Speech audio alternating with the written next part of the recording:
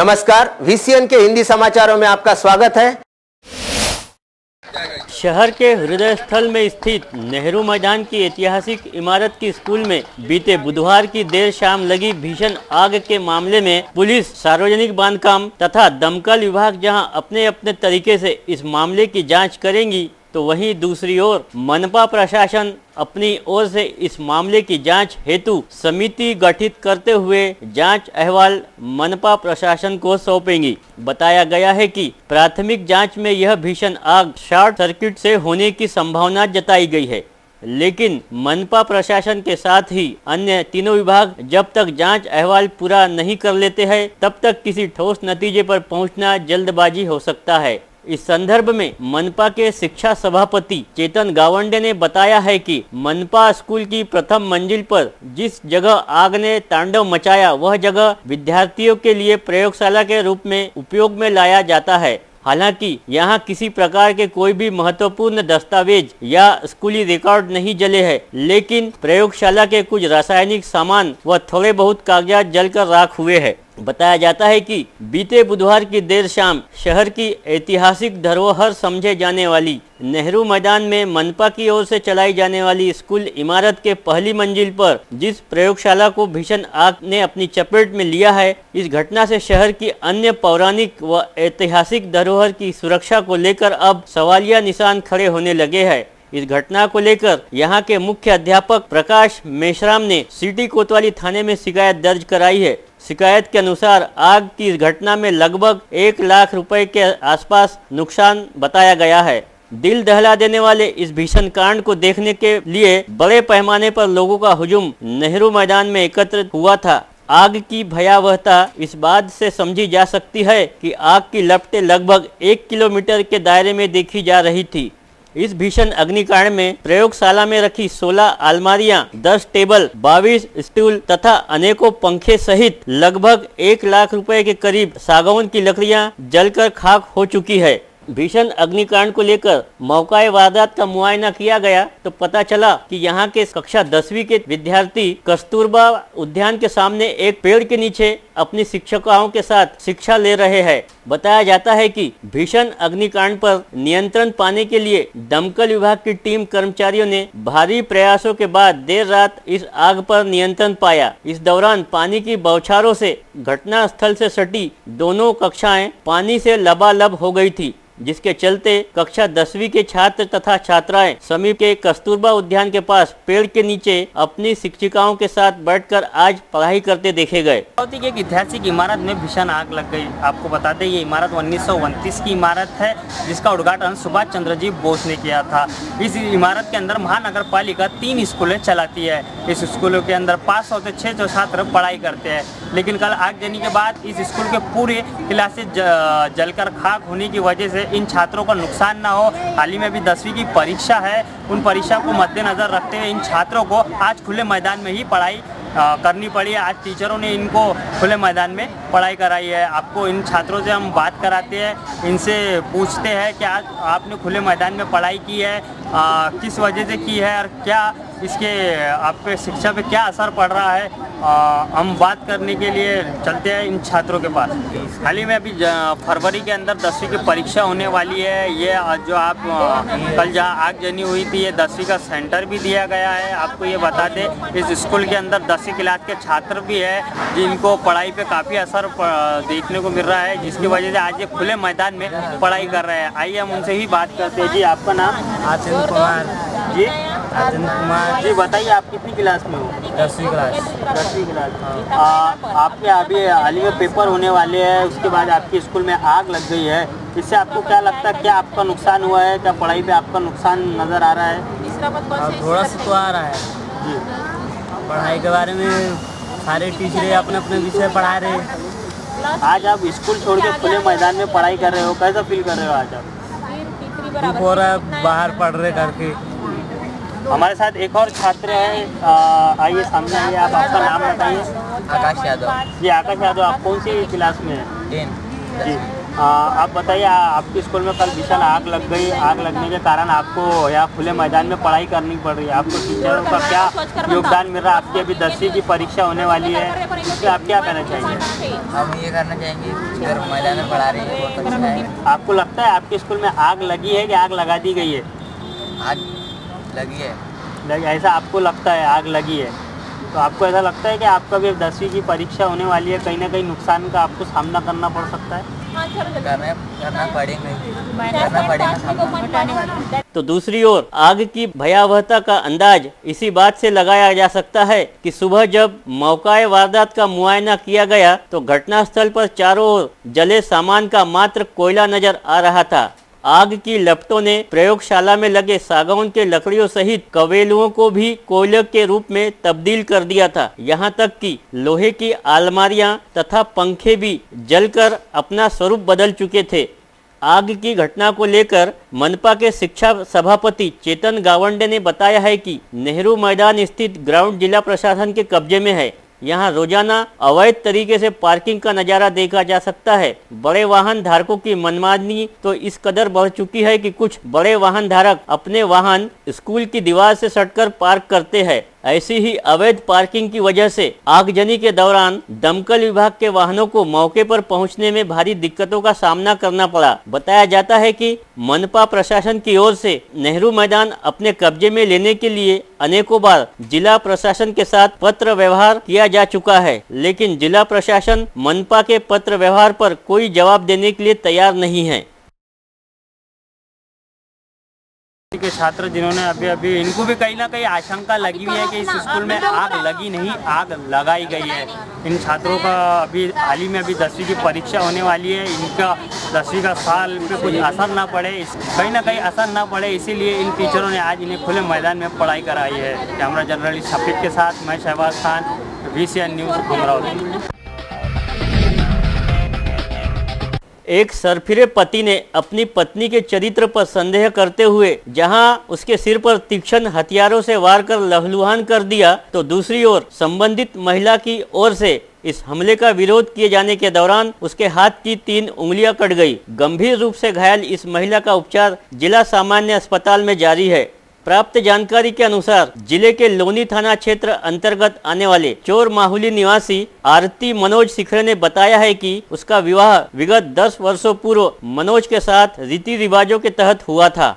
विवाह के कुछ वर्षों तक मनोज सामान्य रूप से उसके साथ व्यवहार करता रहा, लेकिन पिछले कुछ वर्षों से लगातार मनोज अपनी पत्नी आरती के चरित्र पर संदेह व्यक्त करते हुए लगातार शारीरिक व मानसिक रूप से प्रताड़ित करने लगा था। पेशे से खेतीहार मजदूर मनोज के इस व्यवहार को लेकर आरती वैसे भी त्रस्त हो चुकी थी। रोजाना मजदूरी कर घर लौटने पर किसी न किसी बहाने मनोज आरती से मारपीट करता, लेकिन गुरुवार की सुबह 8:30 बजे मनोज ने अपने पति होने की सारी सीमाएं लांघते हुए घास काटने वाली दराती हाथों में लेकर घर पहुंचा और कंघी कर रही आरती के सिर पर दराती से वार कर दिया। इस घटना में लहूलुहान हुई आरती ने जब इसका विरोध किया तो उसके हाथ 3 उंगलियां भी कट गई।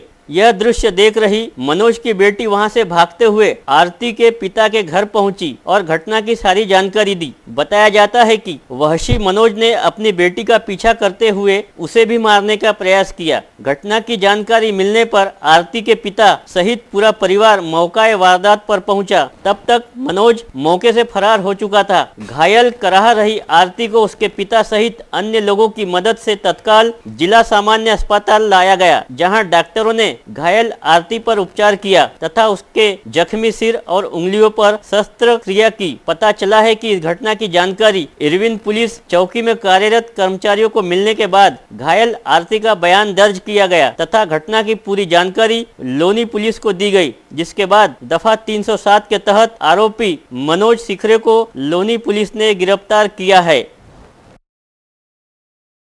बचत घर भरून आलते, पैसे भरून आलते बचत घरात, मग तिथून पैसे भरून आले, मग घरी आले, घरी ते केस विसरून आलते। जसं केस विसरून आलते तर त्याला का इळा लपून आणला मागून, एकदम तिला मारलं तर तिने असा हात केला तर हाती काढून टाकलं, त्यांना बोटं गिटं पुरं पडलं, घरात पडलं ते, मग पोटात मारत होता तो तिच्या आला तर तिने असा इळा धरला आणि त्याला लोटलं, लेकरं धरले, दरात लावून मारलं होतं इले। शहर की प्राचीन ऐतिहासिक धरोहर में से एक लाल डब्बा नाम से प्रसिद्ध मनपा की स्कूल के प्रयोगशाला में हुए भीषण अग्निकांड को लेकर हमारे संवाददाता शहबाज खान ने विधायक डॉक्टर सुनील देशमुख से की बातचीत में उन्होंने कहा है कि इस अग्निकांड की जल्द ही जांच की जाएगी और दोषियों को बख्शा नहीं जाएगा। कल अमरावती के अंदर एक ऐतिहासिक इमारत को भीषण आग लग गई। ये इमारत 1929 की इमारत है। आपको बता दें इस इमारत का उद्घाटन सुभाष चंद्र जी बोस ने किया था। हमारे साथ इस पे खास बातचीत करने के लिए अमरावती के विधायक डॉक्टर सुनील देशमुख मौजूद है। आइए उनसे हम कुछ बातें जानते हैं, इस स्कूल के इतिहास के बारे में बात जानते हैं। आपको ये भी बता दें कि डॉक्टर सुनील देशमुख ने कुछ दिनों पहले इस स्कूल का मुआयना भी किया था, इस स्कूल के खामियां भी उजागर की थी, साथ ही मनपा प्रशासन को इसकी जानकारी भी दी थी, जहाँ 2 मुख्याध्यापकों को सस्पेंड किया गया। आज फिर एक बड़ी समस्या सामने आई है क्योंकि महानगर पालिका का ही अग्निशमन विभाग है और इस स्कूल के अंदर कोई अग्निशमन यंत्र न ही होता। अगर उस इमारत के अंदर स्कूल में बच्चे होते और वो टाइम आगजनी होती तो क्या होता। जी डॉक्टर साहब आप बताइए, क्या इतनी बड़ी इमारत को आग लग गई, जो ऐतिहासिक इमारत है अमरावती की, कहीं ना कहीं महानगर पालिका की इसके अंदर लापरवाही सामने आई है? तो ये बात सच है कि वो इमारत को ऐतिहासिक पार्श्वभूमि है। देश के सर्वोच्च नेता सुभाष चंद्र बोस के पैर उस इमारत को लगे हुए हैं और वो इमारत के सामने वाले नेहरू मैदान पे स्वतंत्र पूर्व काल से में पंडित जवाहरलाल नेहरू, इंदिरा गांधी से लेके तो अटल बिहारी वाजपेयी, बाला साहेब ठाकरे से लेके प्रमोद महाजन तक सबकी, अभी पिछले साल नितिन गडकरी साहब, ये सबकी वहाँ भाषणें हुई है। और ये जो इमारत है इसका ऐतिहासिक महत्व जानते हुए उसका ख्याल रखना ये महानगर पालिका की जिम्मेदारी है। मुझे ऐसा लगता है महानगर पालिका इसमें बहुत कम पड़ी हुई है। और सबसे महत्व की बात यानी आग लगने के बाद यदि अग्निशमन दल वहाँ नहीं पहुँच पाता है समय पे, ये तो बहुत ही गंभीर बात है। महानगर पालिका ने इसकी पूरी जांच करना चाहिए, किस वजह से आग लगी हुई है, इसके पीछे क्या षड्यंत्र है। कोई पेपर में कई जगह आया कि कोई बिल्डर लोग भी इसके पीछे थे। ये सारी चीज़ों को ध्यान में रखते हुए महानगर पालिका ने इसकी जांच करके ये जो आग लगी है इसके कारण ढूंढना चाहिए। और आपने जैसे सही कहा, यदि बच्चे रहते तो कोई उसमें कुछ बच्चों की मौत भी हो सकती थी और एक बड़ा हादसा टल गया है। एक सवाल के जवाब में इशारों ही इशारों में उन्होंने कहा कि घटना स्थल वाले स्थान पर कुछ भू माफियाओं की नजर होने की चर्चा शहर में व्याप्त होने की बात उन तक पहुंचती है, तो दूसरी ओर अब शहर में चर्चाओं का बाजार गर्म होने लगा है। शहर वासियों की ओर से यह सवाल खड़े किए जा रहे हैं कि जिन हाथों में शहर की कमान तथा ऐतिहासिक धरोहर को सुरक्षित रखने की जिम्मेदारी देते हुए अच्छे दिन के सपने दिखाए गए थे, क्या उन सत्ताधीशों द्वारा यही अच्छे दिन दिखाए जा रहे हैं? सूत्रों की माने तो घटना स्थल पर प्रयोगशाला के ऊपर बनाए गए मचान में दमकल विभाग से जुड़े काफी महत्वपूर्ण दस्तावेज थे जो जलकर खाक हो चुके हैं। अटकलों के बीच यह भी सवाल खड़े किए जा रहे हैं कि दमकल विभाग के लिए आय फंड तथा अत्याधुनिक मशीनों की खरीदी से जुड़े दस्तावेज एवं ऑडिट कागजात भी इस आगजनी में राख हो चुके हैं। ऐसे में इस घटना को अंजाम देने के पीछे किस सातिर ने अपना स्वार्थ साधा है, यह खोज का विषय है। सर आपको बता दें, जो इमारत है ऐतिहासिक इमारत है, उसके बाजू में बड़े बड़े शोरूम बने हुए हैं जिसकी पार्किंग नहीं है। पार्किंग की वजह से जो गाड़ियां हैं वो रोड पे लगती है। और ये जो कल आगजनी हुई उसके लिए अग्निशमन विभाग के गाड़ियां अंदर लाने के लिए बहुत तकलीफ सहनी पड़ी, उसको हटाना पड़ा गाड़ियों को, फिर जाके अंदर गाड़ियां घुसे। इसके कहीं ना कहीं आप इसके अंदर कुछ एक्शन लेंगे पार्किंग की व्यवस्था के लिए और उन मार्केटों को कार्रवाई के आदेश देंगे महानगर पालिका को? एकदम सही बात है। अमरावती शहर में पार्किंग की व्यवस्था का पूरा धज्जियां उड़ी हुई है। मैं बार बार महानगर पालिका को जो संबंधित अधिकारी है और जो पुलिस विभाग के है कि आप पार्किंग के लिए कुछ खबरदारी लेना चाहिए। जो शोरूम्स ने, जो मॉल्स ने, जो दुकानदारों ने अपने जो ये है अपनी जो पार्किंग है वो बेच दी है या दूसरी दुकानें निकाली हुए। पर मुझे ऐसा लगता है कि कहीं ना कहीं महानगर पालिका के कुछ अधिकारी ये उनसे हाथ मिलाई किया हुआ है, उनसे अंदर से उनसे मिले हुए हैं और कुछ भी एक्शन न लेते हुए ये जो पार्किंग की जगह जो गड़प की है वो जगह वो खुली करने के लिए वो मुझे लगता है वो सामने आते नहीं है। मुझे लगता है कि महानगर पालिका के कुछ अधिकारियों में जिन्होंने ये इलीगल पार्किंग जो पार्किंग है उसको बेच दिया, उनसे हाथ मिलाए की। अगर इसके अंदर कोई इन्वॉल्व पाया जाता है, कोई जिसमें गलती में पाया जाता है, कोई सरकारी अधिकारी, महानगर पालिका का अधिकारी, उस पर कार्रवाई होनी चाहिए। बिल्कुल ज़रूर होगी। जिसकी जिम्मेदारी थी और जिम्मेदारी से वो हट गया है और उसके वजह से ये हादसा यदि हुआ है। जैसे मैंने कहा कि यदि ये दिन में होता था तो कुछ बच्चे भी उसमें हादसे में उनकी जान भी जा सकती थी और एक बड़ा हादसा शहर के लिए होता था। ये तो अल्लाह का शुक्र है कि ये रात को लगी जब बच्चे नहीं थे वहाँ, पर मुझे ऐसा लगता है कि इसमें जो जिम्मेदार लोग हैं उन पर उचित कार्रवाई पक्का होगी। तो ये थे हमारे साथ डॉक्टर सुनील देशमुख, जिनका कहना है कि अगर कोई इसके अंदर दोषी करार दिया जाएगा तो उसके ऊपर कड़क कार्रवाई की जाएगी। कैमरा जर्नलिस्ट शफीक के साथ मैं शहबाज खान, VCN न्यूज़ अमरावती।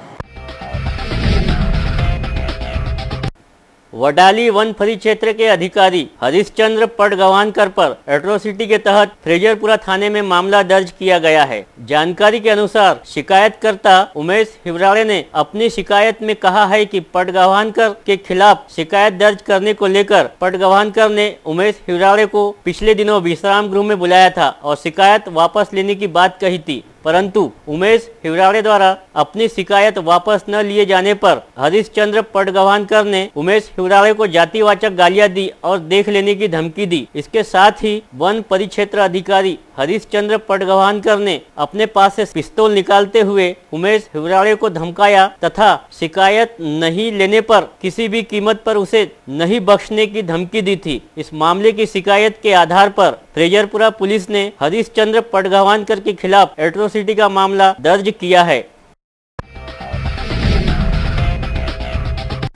बड़े ही शानो शौकत से देश की पूर्व राष्ट्रपति द्वारा शुभारंभ किए गए स्थानीय मॉडर्न रेलवे स्टेशन पर आज भी जन सामान्य के लिए उपलब्ध की जाने वाली आम सुविधाओं का अभाव बताया जाता है। तो अब पिछले कुछ दिनों से यहां के वाहन पार्किंग स्थल से दुपहिया चोरी होने की वारदातें सामने आ रही है। इस संदर्भ में रेलवे स्टेशन प्रबंधक से संपर्क किए जाने पर उन्होंने बताया है कि वाहन पार्किंग ठेकेदार के अनुसार उसे पार्किंग ठेके से घाटा होने के चलते संबंधित ठेकेदार ने लिखित रूप से पार्किंग ठेका समयावधि के पहले ही बंद कर दिया है, जिसे लेकर रेलवे की ओर से नई प्रक्रिया के तहत ठेका दिया गया है, लेकिन तकनीकी कारणों से वह रुका हुआ है। आश्चर्य की बात यह है कि जब से इस रेलवे स्टेशन का दुपहिया पार्किंग ठेका बंद हुआ है तो यहाँ किसी भी प्रकार की सुरक्षा का बोर्ड नहीं लगाया गया है। यहां आने वाले यात्रियों के परिजन भगवान भरोसे अपने दुपहिया पार्किंग स्थल पर खड़े कर रहे हैं। तो पिछले कुछ दिनों से इस पार्किंग स्थल से दुपहिया चोरी जाने की वारदातें सामने आ रही है। ऐसे में इस बात की संभावना जताई जा रही है कि मौके का फायदा उठाते हुए दुपहिया चोरी को अंजाम देने वाले पार्किंग ठेके से जुड़े तो नहीं है।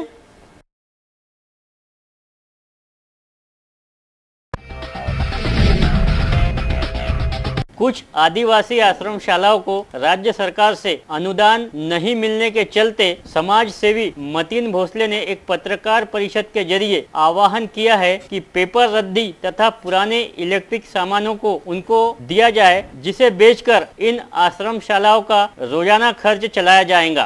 प्रश्नचिन्हाच्या मोहिमेसाठी, प्रश्नचिन्हाच्या विकासासाठी रद्दी मोहीम हा जो अनोखा उपक्रम आहे, मी आणि डॉक्टर सावजी काकासोबत मी 1.5 वर्ष म्हणजे 1.5 महिन्यापासून जे चर्चा करत होतो आम्ही, त्या अनुषंगानं आज या नियोजनामध्ये आम्ही भरपूर नियोजनाच्या माध्यमातून हे काम सुरू केलेलं आहे।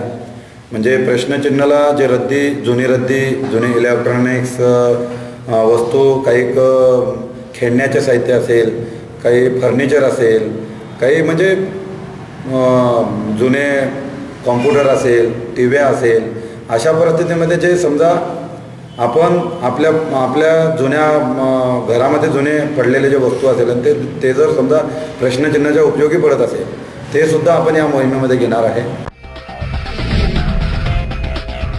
कर्ज वसूली के लिए आए निजी बैंक के कर्मचारियों द्वारा एक नाबालिगा को उसके घर में छेड़छाड़ करने की घटना सामने आई है। घटना की शिकायत फुलापुरी गेट थाने में दर्ज की गई है। प्राप्त जानकारी के अनुसार खोलापुरी गेट थाना क्षेत्र के पटवीपुरा स्थित प्रणव अपार्टमेंट निवासी एक परिवार के मुखिया ने निजी क्षेत्र के बैंक से कर्ज लिया है। आरोप है कि इस कर्ज वसूली के लिए बीते बुधवार की सुबह 11:30 बजे आरोपी रविंद्र मिसाल सहित 7 से 8 कर्मचारी जो HDFC बैंक के कर्मचारी बताए गए हैं, संबंधित शिकायतकर्ता महिला के घर पहुंचे और बैंक की वसूली का कारण बताते हुए शिकायतकर्ता महिला की नाबालिग बेटी का हाथ पकड़कर उसे बाहर खींचा और उसे शारीरिक रूप से छेड़छाड़ की गई। इस दौरान आरोपियों द्वारा गाली गलौज तथा देख लेने की धमकी भी शिकायत में दर्ज कराई गई है। प्रति वर्ष की तरह इस वर्ष भी स्थानीय कटोरा रोड स्थित पोटे फार्म में बड़े ही हर्षोल्लास से महाशिवरात्रि का पर्व मनाया गया। विगत 10 वर्षों से चले आ रहे इस आयोजन के दौरान महाप्रसाद का भी आयोजन किया जाता है, जिसमें इस महाशिवरात्रि पर पहुंचे हजारों श्रद्धालुओं ने महाप्रसाद का लाभ उठाया। इस विषय पर अधिक जानकारी दी महेश सिरस। दरवर्षीप्रमाणे याही वर्षी महाशिवरात्रीचा जो कार्यक्रम चालू आहे तो मोठ्या प्रमाणात म्हणजे गजानन टाउनशिपमधील सर्व रहिवासी आणि आजूबाजूच्या परिसरातील नागरिक, कठोरा ग्रामस्थ, नरेश टाउनशिप इथले सर्व रहिवाशाच्या सहकार्य आणि मदतीने तन मन धनाने इथे कार्य करतात आणि कोणतेही गालबोट न लागता हा कार्यक्रम फार मोठ्या प्रमाणात साजरा केला जातो। गजानन टाउनशिप नंबर 4 येथील संपूर्ण रहिवासी मंडळी यांच्या संयुक्त संयमानं या ठिकाणी जो महाशिवरात्री महोत्सव जो कार्यक्रम आहे हा अविरत 10 वर्षापासून भव्य दिव्य प्रमाणामध्ये म्हणजे जवळजवळ 2-3 दिवसापासून या ठिकाणी विविध प्रकारचे प्रोग्राम सुरू होतात। जहां एक और 14 फरवरी को शहर में वैलेंटाइन दिन की धूम थी, तो इससे हटकर अपनी संस्कृति का जतन करते हुए संस्कार फाउंडेशन की ओर से मातृ पितृ पूजन का आयोजन किया गया, जिसके तहत संस्कार फाउंडेशन ने समीपस्थ वलगांव स्थित गाड़गे बाबा वृद्धाश्रम में मातृ पितृ पूजन करते हुए वैलेंटाइन डे मनाया। कार्यक्रम के अध्यक्ष डॉक्टर नरेंद्र पाटिल रोंगे व प्रमुख अतिथि के रूप में शिवसेना के पूर्व विधायक संजय बंड, सामाजिक कार्यकर्ता सपना सपकाल प्रमुखता से उपस्थित थी। यहाँ उपस्थित मान्यवरों के अनुसार प्रेम समाज का आधार है, लेकिन इसका अनुसरण युवा गलत तरीके से कर रहे हैं। इन युवाओं ने अपने भविष्य की ओर ध्यान केंद्रित करने के साथ ही अपने माता पिता पर ध्यान देने को ही सही मायनों में प्यार कहा जाएगा। शहर के रविनगर स्थित ब्रिजलाल बियानी शिक्षण संस्था द्वारा संचालित भवरीलाल सामरा इंग्लिश हाई स्कूल में विज्ञान प्रदर्शनी का आयोजन किया गया, जिसमें छात्राओं ने रंगोली, ड्राइंग, डिश एवं फ्लावर डेकोरेशन पेश किए। कई छात्र छात्राओं ने अपने हाथों से तैयार किए गए विज्ञान से संबंधित कार्य वहां रखे थे। इस दौरान छात्र छात्राओं के साथ उनके परिजनों की ओर से भी भरपूर प्रतिसाद मिला, तो कार्यशाला में पालकों की ओर से अपने विचार भी व्यक्त किए गए। अधिक जानकारी दी प्राचार्य मोहन राठी ने। Today we have arranged art, drawing, craft, rangoli, dish decoration, flower exhibition. The reason behind is that we have to give the platform to the student so that they can show their hidden talent. If you saw the exhibition, you will find that students draw a beautiful pictures, drawing, rangoli, sketch of Abdul Kalam, Sachin Tendulkar's, and student will also make best from the best. Also student the presentation of the teenage problem and the parents. Students। खबरों में अब वक्त हो चला है यहीं पर रुकने का। विदर्भ की तरोताजा खबरों के लिए देखते रहिए VCN न्यूज। नमस्कार।